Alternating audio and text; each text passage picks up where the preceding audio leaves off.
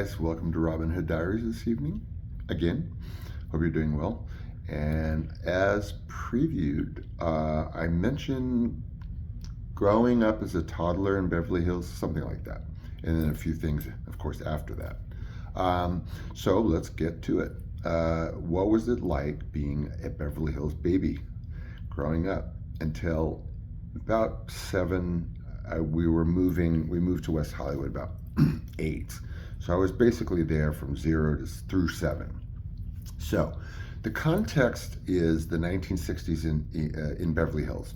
My mom was fashion coordinator for Saks Fifth Avenue, which means that she controlled everything that came in and on the rack and went out in the windows. So she dictated fashion in Beverly Hills in the 60s. From my parents met in, I think, 61, and they divorced in 71. So she was there at Saks the whole time, whatever.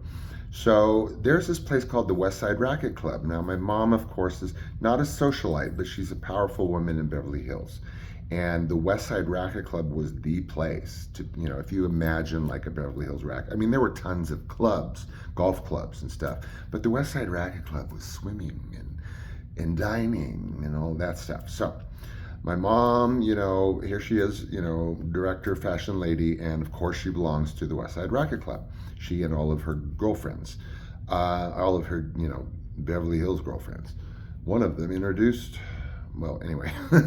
So there's this gorgeous swimming instructor at the West Side Racket Club. What do you know? Ba-bing, that's my dad. So my mom, my mom's best friend, Arlen Genson, decides my mom needs to take swimming lessons. She still doesn't know how to swim, you guys, or didn't before she died. To her dying day, she did not know how to swim. But I guess, reason for them to be meeting or together in a pool was that he was, swimming instructor at the West Side Racket Club. So West Side Racket Club, fashion maven marries her, swimming instructor, struggling actor boyfriend, and do the math. So he moves in, bing, and fashion maven now marries swimming instructor, Mr. My dad. He came from the Midwest, became very big in boxing. He's a 4-time Golden Glove champion, and then kind of made his way to New York City. He did summer stock, he did some Broadway, very small bits, pieces here and there, made his way down kind of through New Orleans, soaked up the local, and then made his way, of course, to Hollywood. Where else are you gonna go if you want to be a struggling actor? Well, where do? You get a job at the West Side Racket Club, meet some rich lady. Okay, so she gets pregnant, surprise. Gorgeous people, gorgeous kid, how convenient. So, and she's gigantic. I mean, she's like Titanic. I came out like 9 pounds, 11 ounces. It was like, twice the size of her arm. They thought she was having twins. She was freaking gigantic. I've seen the pictures. So she gets pregnant. So what happens? She delivers, right? So she's got to go into delivery, my mother. And my mother came out as decked out as she went in. So here she is, pregnant, and outside of the delivery room is Dennis Hopper and Curtis Harrington. Dennis Hopper was my dad's best friend, and they were buddies, and met before, like sometime like right before he married my mom, and then they got very tight, and then Dennis Hopper was the best man at my parents' wedding, and he was best friends. My mother knew Brooke Hayward, and they were both kind of nutty gals, and they were married to Dennis and my dad, and it was this weird cluster F of whatever. But he was outside the delivery room. So ta-da, Liz comes out. So this woman, okay, she went into the delivery room decked out, hair pieces and not a lash out of place, lipstick, you guys. Okay, so she goes in, and then, like, I've seen the pictures. What they do back then is they put you in a coma, and they basically, yank you out. So, that's what the ladies did. So that's what happened with my mother. Except when she came out, She had a different couture lingerie than she went in with. And hair and makeup, who somebody helped her or something. So she goes in and then she comes out in a different, I mean, who brings hair pieces to the hospital for a radical episiotomy? I don't know. My mother, I guess. So she's out of the hospital. Everyone's out of the hospital, right? Curtis Harrington was a director friend of theirs, famous director, whatever. So it's Dennis, Curtis, my mom, and my dad. And so here we are. We're living in an apartment behind Saks Fifth Avenue. Of course, how convenient. And my dad is, well, my mom, is busy, busy, busy, busy, busy, and she comes home, and all I remember is her coming home through that door. We moved from that. Oh, first of all, the place was decked out. Okay, so my dad was an avid antique collector, as was Dennis. And it was suddenly convenient to buy all these antiques while he was married to my mom. So, so she's busy working. She's like I said, I have these visions of her coming home in this fourplex that we moved to in Beverly Hills from the apartment, which was decked out with all these antiques my dad had been collecting, like he was rabid, like he'd never seen an antique.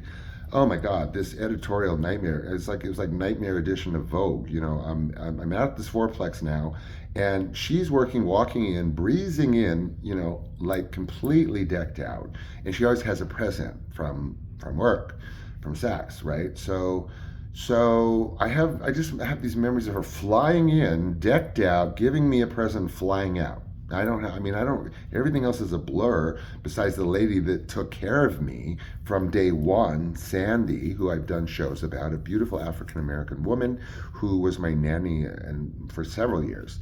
It was the only one that held me. Well, my dad was very affectionate. So they moved to this fourplex. So now we are across from Beverly Hills High. So the fourplex is right across from Beverly Hills High, like right across the street. So Beverly Hills High becomes my new playground. And there's these rolling lawns in front of Beverly Hills High that I used to roll down. And of course, photo op, photo op with mom at the country club, photo op, at Beverly Hills High. It's like, give me a break. So that was my memory, like wandering through the halls of Beverly Hills High when no one was there, and there was like where the track field is. There was an oil derrick. Like they didn't take down oil derricks way back then. Like the Beverly Center used to be an oil derrick, and Kittyland and Ponyland, where I would go, to ride ponies or whatever. So that was like Beverly Hills High, like way long time ago. So I'm doing that. My dad, yes, he took me to, like, as I mentioned in the preview, he took me to a Vietnam rally. But it was at the Century Plaza Hotel, guys. I mean, how radical can you be outside of the Century Plaza Hotel? They don't bring riot police to Century City. But so he took me to that. He collected like crazy. I mean, the place was spilling over with pop art and op art and Art Nouveau, like coming out of my ears, and Art Deco. He was big on Art Nouveau. The 60s was very Art Nouveau. Pop art, op art. Op art is sort of optical art, more kind of optical illusion. Pop draws from pop culture. Nouveau is turn of the century issue, and Deco is early prior, basically pre mid century. So he's just collecting, just lots of collecting and struggling as an actor. And then, of course, he and Dennis Hopper do Queen of Blood, their first movie together. Woo, they get to act together. He's certainly not doing Queen of Blood for very long because, he had been in Giant and, he was, he was famous, but he starred in Queen of Blood, so whatever. My dad was like, the astronaut control person. They land on like some red planet, and there's like green like vampire women that are killing everybody. So, and then I remember from that fourplex, birthday parties. And boy, do I have a lot of pictures of birthday parties at that fourplex. I mean, I was there for several years, but how many friggin' birthday parties can you have? There's like, I have a pile like this thick of like birthday party pictures. And this is like Joan Crawford gone wrong. I mean, this is like like Christina Crawford parties, like if Joan lived in like a very modest guest house. It was all kind of cram packed, sort of, all like editorial. It's like, yeah, all the Beverly Hills ladies bring their kids. We're sitting in this very modest backyard. Of course, my mom's decked out. All the mothers are decked out. Everyone's decked out to the nines. And I look completely baffled at these parties. Like, there's no happy, like, smiling, giggling me at a party. I always am just staring, like, what the hell? He always had that what the hell expression on. And my dad is at this point busy, being, like a thespian is teaching me like he names all of my pets after Shakespearean characters and writers. So I had to name my mice like Edna St. Vincent Millay and Virginia Woolf and Shakespeare and my cats and whatever. Uh, and I'm thinking about what I did to those mice and kitties. Anyway, so so we're living in the fourplex, and this is just going on. You can imagine my dad's being dragged to cocktail parties. You can tell my dad's like painfully enduring these cocktail parties. But my mom had to do it. It's like go out with the furriers, go out with whatever. They're going designers are going to come pouring in. Not that she needed designers coming nowhere near her. She just sort of poof, and they were there. So we're at this fourplex. Beverly Hills High is my second home, my backyard, and guess what? There's also a lawn in the front of the fourplex. And guess what it becomes very popular for? Taking pictures of Sean. And then the lawn of the fourplex becomes the lawn where Sean gets his first headshots taken. And then, ta-da, they have a new breadwinner. Sean at 6, shaking a can of Mountain Dew in a tree for everybody to see. So that's, at that point I'm like 7. I started, I've been a card carrying member of 3 trade unions since 71, SAG, So yeah, I fell into headshots. Boom, there I was at 6 o'clock. 6 years of age. Watch your 6. I should have watched my 6. Did the best I could, guys. So that's kind of it, It's just lots of that Beverly Hills stuff until they, divorced, and then I ended up in West Hollywood, torn from Beverly Hills, where I sat in front of my gold Zenith little TV and watched Match Game and ate Life cereal. That was life, If it wasn't the lawn of Beverly Hills High, it was watching Match Game in my gold Zenith eating Life cereal. So I'm going to leave it there because that's where I left it. And the rest is history. What can I say? Ta-da! E.T., movies, whatever. Commercials, boy.